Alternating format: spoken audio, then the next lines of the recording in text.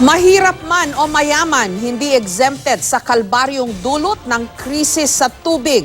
Ilang residente ang halos matulog na sa kalsada habang naghihintay ng rasyon kahit walang katiyakang may darating na truck ng tubig.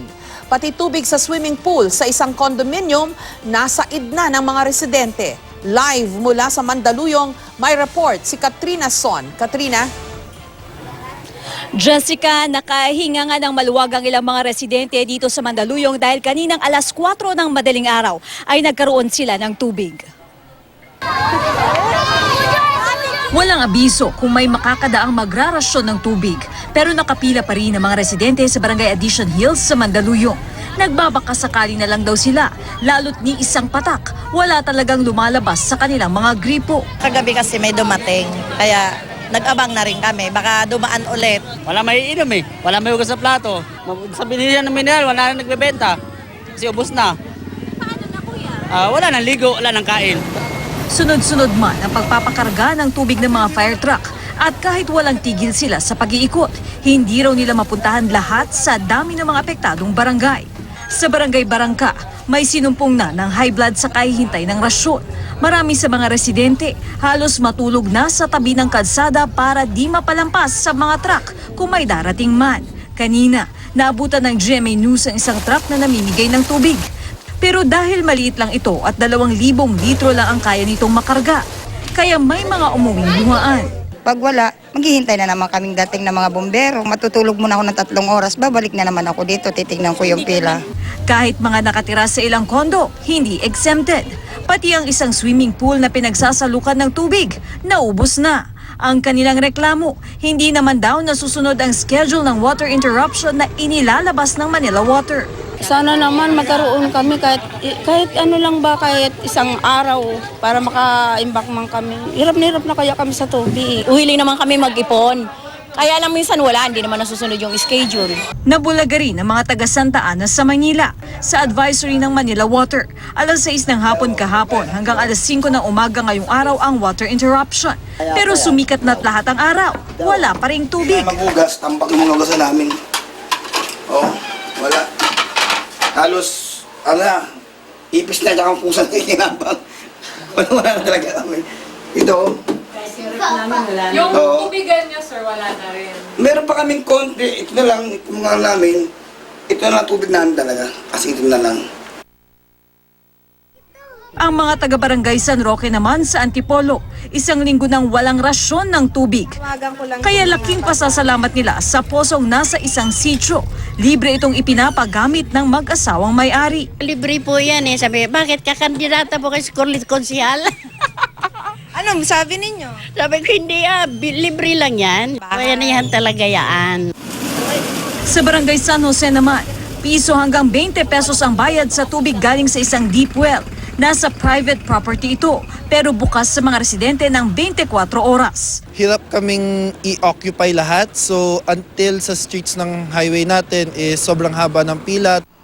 Papayagan na raw ng DENR ang paggamit muli sa mga naipasara ng deep well facilities sa Metro Manila. Hanggang 30 million liters ng tubig ang papayagan ng MWSS na mapump kada araw, pero hindi raw ito pwedeng inumin.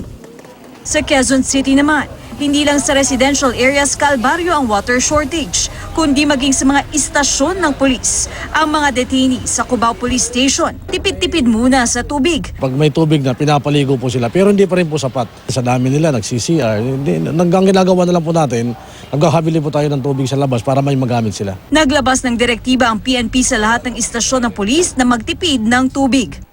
Sa mga ospital naman, isang bantay na lang muna ang papayagan kada pasyente para lang matipid ang tubig.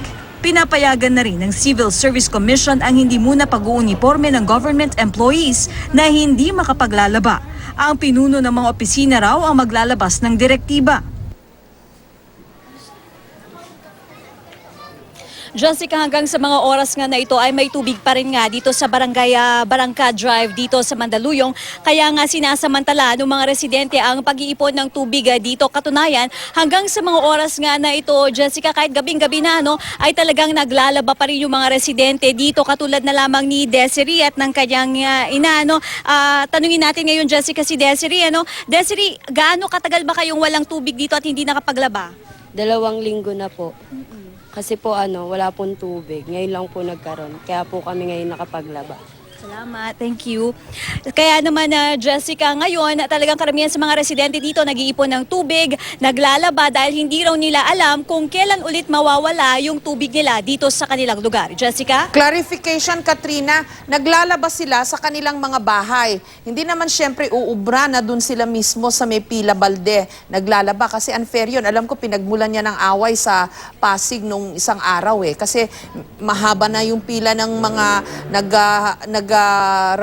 kumukuha ng tubig, nag-iigib, meron na lang isang ali doon na biglang naglaba. Parang hindi naman tama yon, di ba? Diyan ba ganyan din? Jessica, dito hanggang sa mga oras nga na ito ay may tubig pa rin. Kaya ang ginawa nila ay talagang nagkabit sila ng hose, Jessica. Ipapakita natin,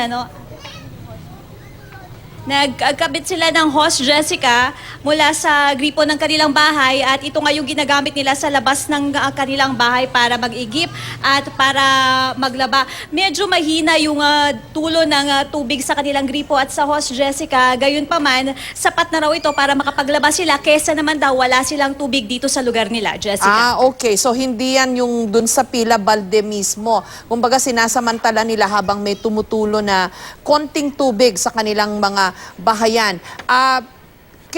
2 weeks kamo na ngayon lang may dumaloy uling tubig sa kanilang mga gripo.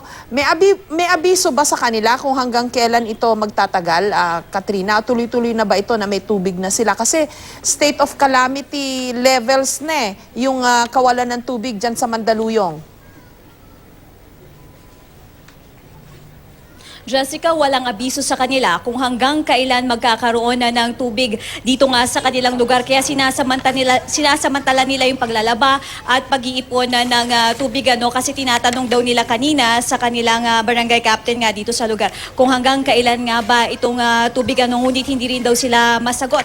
Kaya naman instead na maranasan daw nila ulit yung naranasan nila dati na walang abiso, hindi nila alam na wala na lang sila ng tubig. Ngayon daw talaga ay naglalaba sila at nag-iipon na para kung kahit mawalan man na ng tubig, Jessica, lalong-lalo na at idedeklara na o baka ideklara na nasa state of calamity itong lugar, ay may ipon sila kahit papaano na tubig, Jessica. Okay, maraming salamat sa iyo, Katrina Son.